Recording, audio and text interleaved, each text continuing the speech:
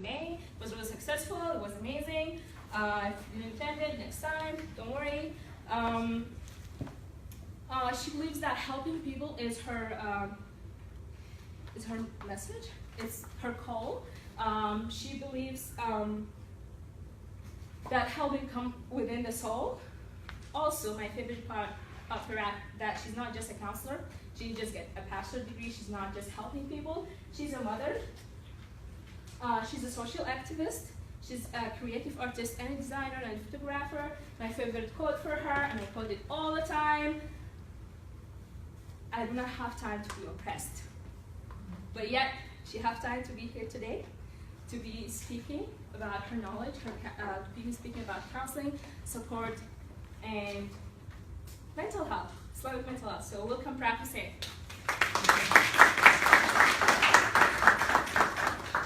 I'm not sure how to stand. Should I over there, here, stay where I am? This is fine? Is my voice loud?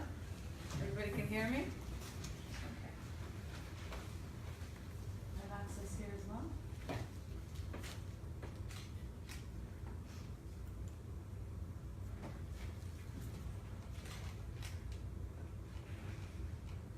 Are you touching me? No, I'm not. It's all good. بسم الله الرحمن الرحيم والصلاة والسلام على أشرف المرسلين محمد وآل Muhammad. In the name of Allah, the compassionate, the merciful, blessings be upon our Prophet Muhammad and his family. Assalamu alaikum wa rahmatullahi wa barakatuh. Peace be upon you. بسم الله الرحمن الرحيم إلا بذكر الله تطمئن القلوب. Verily, in the remembrance of Allah do hearts find rest. When discussing inner peace or tranquility, this beautiful verse from chapter 13, Al-Ra'd, the thunder, expresses guidance from Allah subhanahu wa ta'ala to attaining this inner peace through dhikr, also known as remembrance. This remembrance can be learned and applied through what we are here gathered for today, inshaAllah.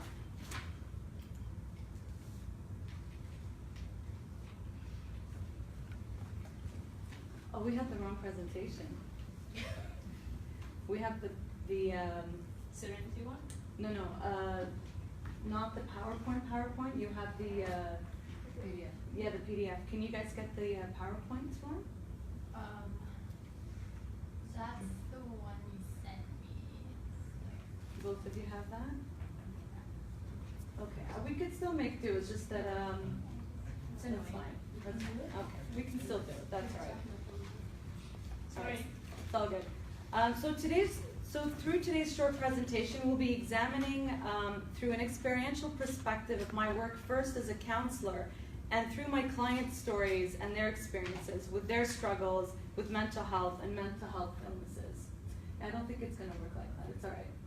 I'll just go through it like that. So we'll be looking at how do we acknowledge mental health within the Muslim community through understanding what the heck is mental health to begin with, right?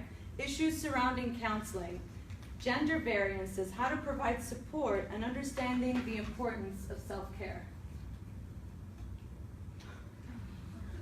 What we're doing here, guys. It's okay. It's still the PDF, huh? View all. Is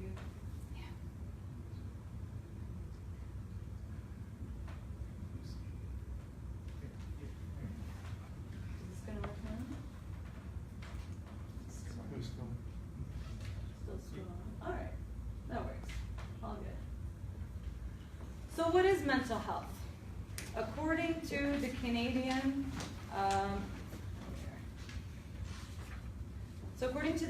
Mental Health Association, mental health means striking a balance in your life, right? So whether it's through the social, physical, spiritual, economic, and mental side. So it's about reaching a balance, and that itself is a learning process, right? So it's like the overall physical well-being. If you get sick, you go see a doctor, right? They do an assessment.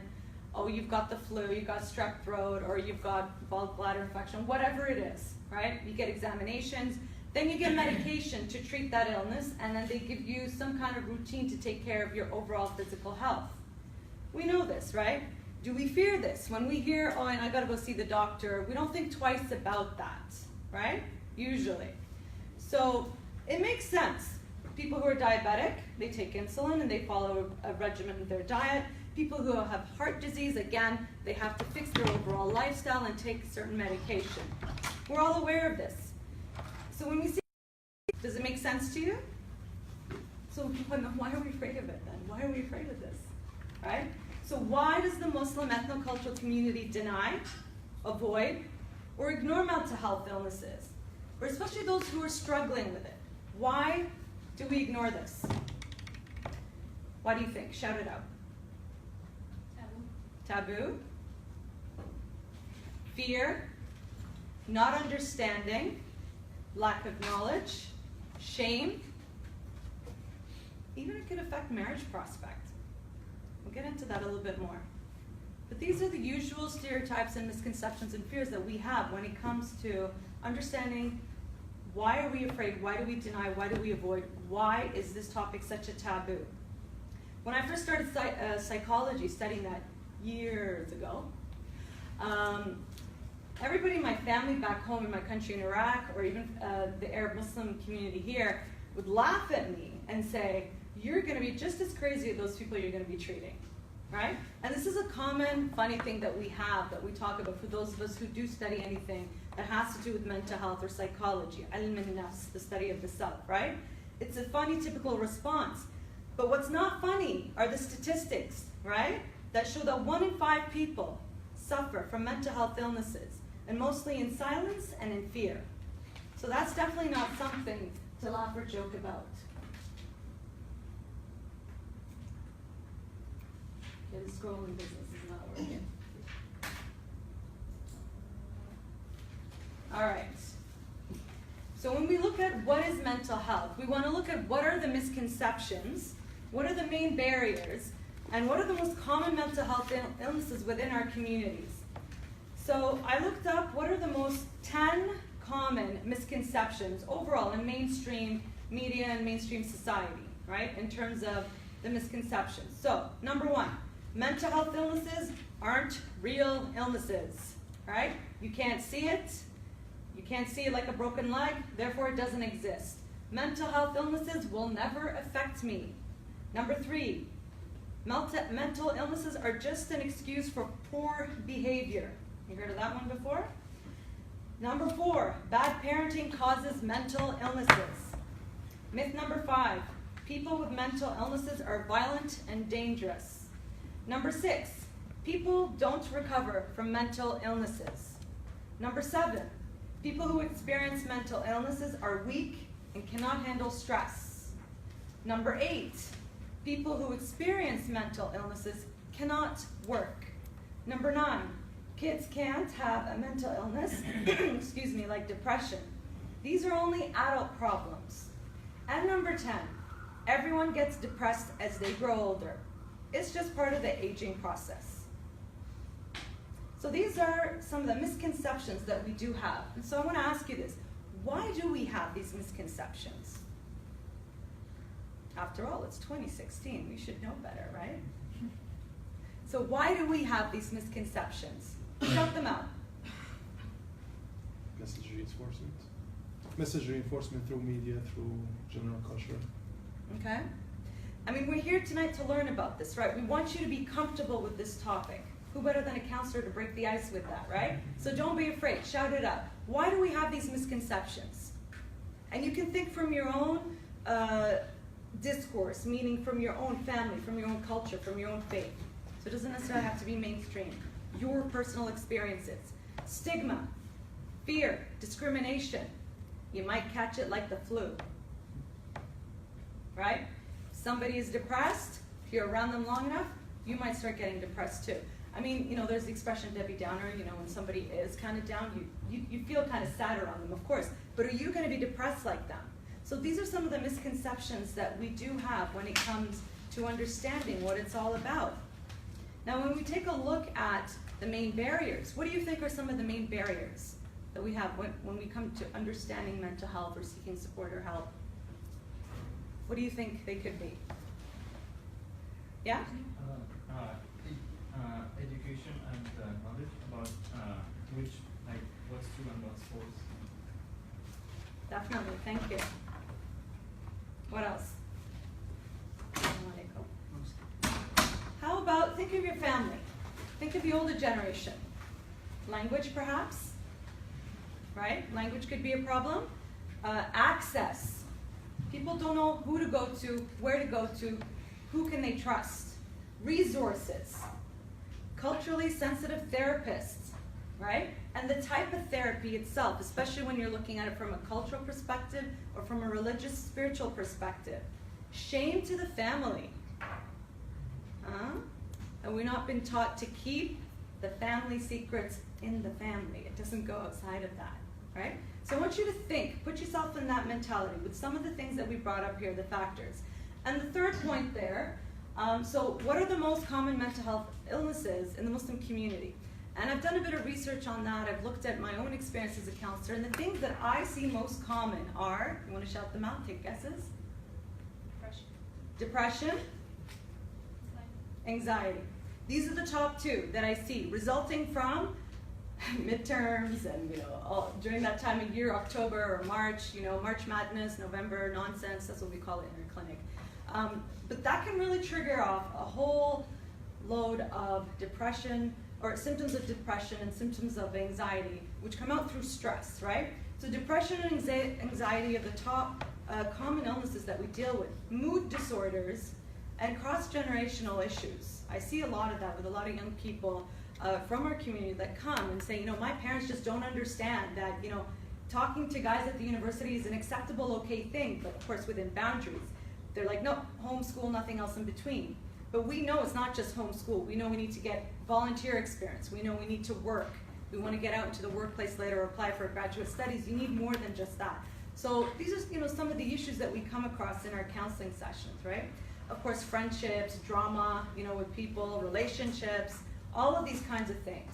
I'll get to more detail in just a moment.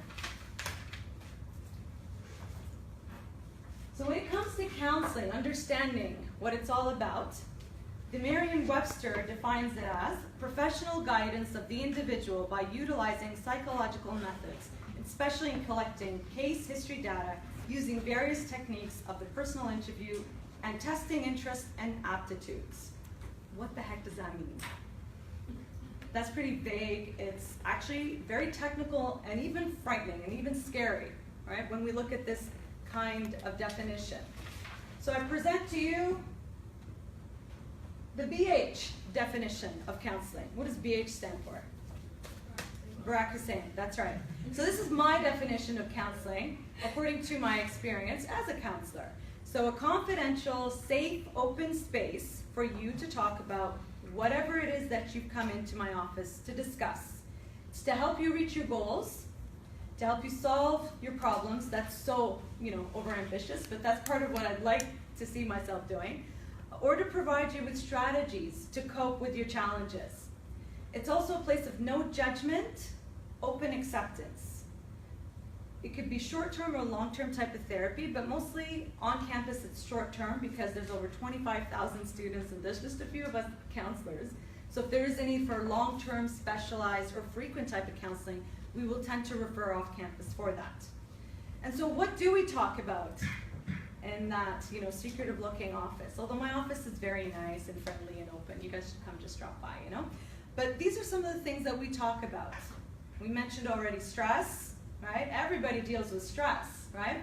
Talk about anxiety, depression, relationships, school, family, work, the list goes on. And if I can't help you, then I would refer you off to somebody else. Because sometimes we come across situations that are meant for a specialist, or let's say we've done our best with the short-term counseling that we've done, so then now we do send you off to a specialist to deal with this. Also, what happens when you do come into a counseling session is that there are deep traumatic signs of stress, or rather, depression and anxiety. Then we try the natural route first. And I'll get into that a little bit later, but it has to do with balance in life and changing lifestyles and healthy routines. And if that doesn't work, then I would connect you to a medical doctor who would do an assessment and give a potential diagnosis, whether depression or anxiety, and the potential of using medication as part of the treatment. Of course, we hear the word medication, and what happens? Red flags, right? People just run out of the office. They get really scared. Am I going to get addicted to medication? Am I going to be dependent on medication? No. I just have to rely on Allah. I just have to rely on God. Right? How many times have we heard that? Right? So, this is a more friendlier, I would say, definition of counseling. I mean, we all talk to our family and friends at some point when we are struggling with something, right? But why come to a counselor?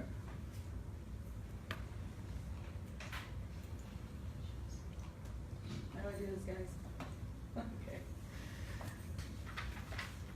So when we look at fear, stigma, discrimination, why do we avoid counseling, right? Why do we avoid it? Like we said, people are afraid, right? And one of the biggest things I find, especially with the Muslim population, is the idea of weakness. People are afraid that they look weak when they come to ask for help, right? So when we apply that from a Muslim perspective, what does that mean? What do you think that could mean when we're looking at weakness? Weak in faith, for example, like people who might feel like this year, or like you don't pray enough or something like that. Right. You're low in your faith, right? Your faith is weak. You're not a good Muslim. Oh, lovely, mashallah. This is a form of therapy, nature, flowers, right? Very lovely. So there is that. You're not praying enough. You're not reading Quran enough. You're not doing du'as. You're not doing this. You're not doing that. You're not wearing proper hijab. You know, all of these things could come into play when we look at stigma and fear of what other people are looking at. Shame of disclosing personal and family issues to outsiders, especially when we're looking at potential marriage prospects, right? Mislabeling may lead to both the unnecessary stigmatization as well, which may not necessarily be connected to psychiatric problems, right? And finally, it's somehow a reflection, like we said, a lack of faith or punishment from God for previous sin, or a belief that this challenge requires just patience and perseverance in prayer. And that should elevate you to what you were going through. And of course, this leads to what? To a lot of religious shaming, right? Especially, let's say, if you were somebody who considers yourself of high spirituality and faith, and all of a sudden, you know, you don't feel like praying. You're not getting up for Fajr anymore. You're not attending the usual events with your friends or at the mosque or the halaqas or whatever it may be. Number two, even people who are struggling with mental health illnesses don't seek help. Why do you suppose that is? Even those who are struggling. First we spoke about, you know, the general idea, but now those of us who are struggling becomes even more of a barrier. Would you not say? So why do you suppose those who are struggling? If you're a diabetic, right, and your sugar is low or high, you're not going to think twice about it when you pass out and you faint and you need that insulin. You go straight to the doctor. You break your leg, you call the ambulance, they come take you, right? Your child is sick, you have a fever. You don't think twice about going to seek that help. So why is it that when we're dealing with mental illnesses, those of us who are struggling, we don't go? What do you guys think? I think people are just afraid of the process and the uncertainty of what actually goes on through the counseling session. So people are afraid of the process and the uncertainty, what goes on in the counseling process. Definitely, that could be a part of it. Fear of the unknown, right? And we already looked at that a little bit, right? We looked at rather than connecting and talking to people, people tend to choose to deal with it alone. And I hear that. I hear that when from students. I hear that from students in March when they haven't attended all year long their classes, right? When they haven't attended, they haven't handed in assignments and say, you know what, I thought I could handle this on my own. I could deal with this on my own. And so they come at a point where they realize, no, I couldn't have dealt with this on my own. I did need help. And so going to seek help is what? Is a sign of weakness. That's the misconception there, right? There's also those who are struggling with the illnesses who deny that they're actually ill. They deny that they're struggling with this, right? And then when it becomes a real issue, facing it, that's another issue why they don't have to, or they don't want to deal with it, right? And I find this happens a lot with some students who, let's say, deal with, it's not, mind you, a mental illness, but it's all part of the category. Those who deal with attention deficit hyperactivity disorder, ADHD. I'm sure you heard that, ADD, ADHD, and we kind of joke about, oh, you're so ADD when you talk about everything all over the place. Well, this is a real issue for students who come in and deal with this. And I've actually had students, and these are from our community, when I say, you know, you could be dealing with this. You know, they give me all the signs and symptoms of depression and anxiety, but then it gets to the lack of focus in their studies, lack of attention, they're not retaining information like they used to. And I said, well, you know, you don't have all the symptoms of depression, you're functional, you know, you've got good hygiene, you're happy, and they're like, no, I'm depressed. I'm like, no, I think you are dealing with this, let's look at it. Bolt out of my office, this one young man, he did that. And I find it really interesting that those people coming in, international students coming in, from the Gulf areas, I find, for some reason, ADHD, ADD is just way up there. Not sure what's going on there. Maybe somebody here who's studying psychology can research it a bit further. But this is the trend that I have noticed over the last few years. The students coming in from that region are really struggling. Maybe they slip through the cracks through their education system over there and don't get the proper help, perhaps, who knows. So these are just some of my counseling theories. So this is the study that I looked at in terms of some of the ideas that we just looked at in terms of the struggles and the factors that we deal with counseling. Now, gender is always a fun topic to discuss, you know, when we're looking at that. Actually, we missed the third question, didn't we?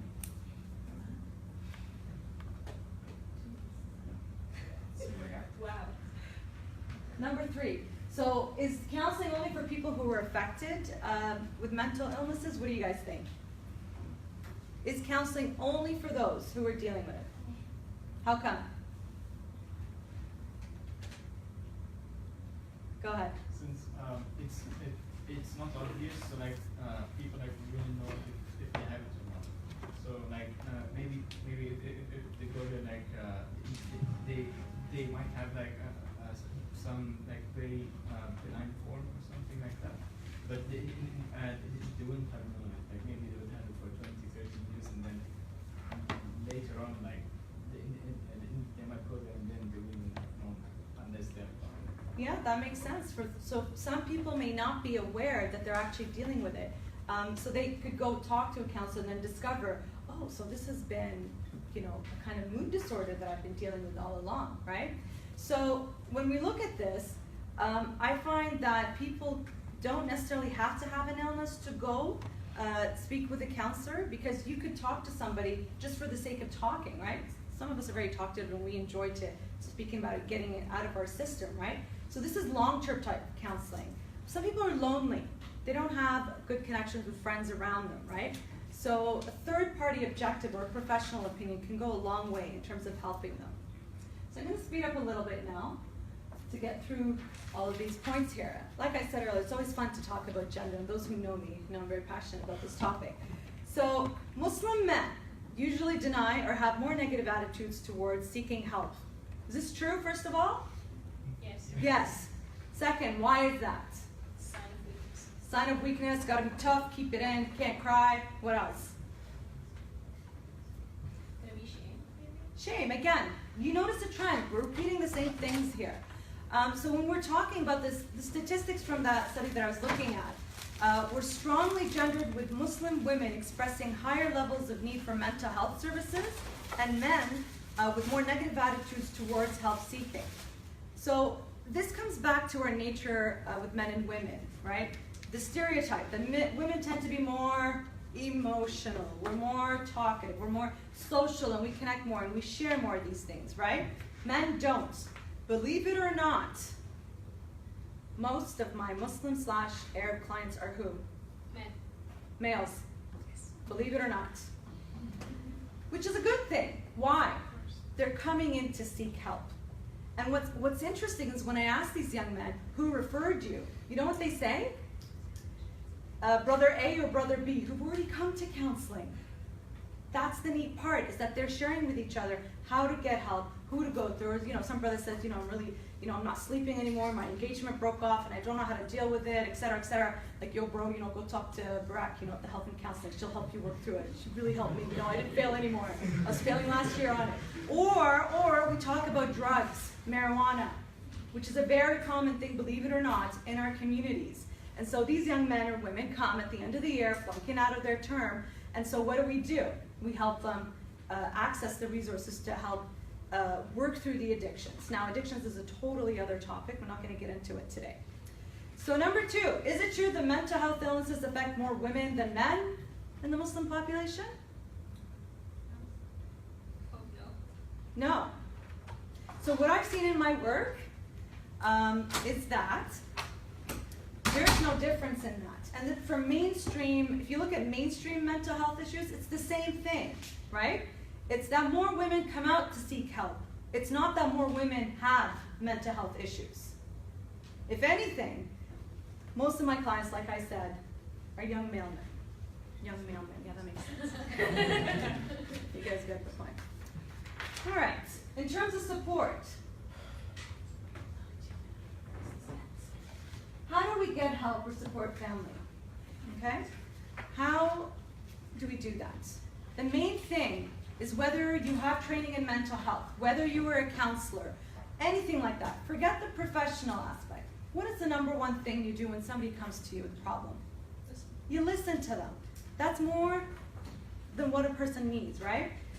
The next thing is no judgment, we said, learning how to accept. If you hear something outrageous, and the trend now is that we hear a lot of young people talking about gender issues, talking about homosexuality, and this is not something that we discuss openly in our community, but it is an issue, right? So when someone comes to you, and they come and tell you that, if you come and say, astaghfirullah, you're going to hell, you know, that's not supporting somebody. That's not sending them on the right path, so to speak. There's a way to speak and listen to somebody and show understanding. You may not agree with their life choices or their struggles or whatever it may be, but you want to be able to offer a safe space for that person to talk to them. And encourage counseling. You are not a trained counselor. You do not have the skills. So you refer them to see a doctor, send them to me, and then we can do what we need to do to help them. There will also be some resources at the end of today's presentation that you can use as well.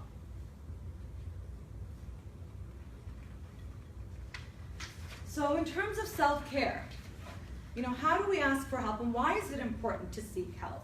You know, you can come and get help, like we said, at the Health and Counseling Clinic. If you are a Carleton student, you can see a medical doctor, you can see a counselor. Within the community, a lot of people tend to go to our frontline workers who are who?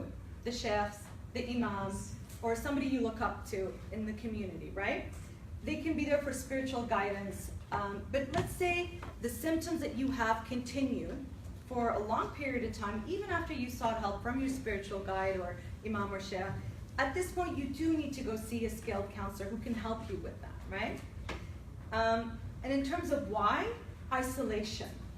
That is a huge problem where people isolate themselves. They don't want to talk to anybody. They just stay in their bed for days, don't get out of their room, keep the blinds closed. This is very dangerous, as you can imagine, right? On the nafs, on the soul. In school, if you're an international student, imagine all the money that you're wasting when you're isolating yourself like that. So it's really important, you know, come and seek help. Even if you're in your pajamas, I'm not going to judge you, right? Finally, in terms of self-care,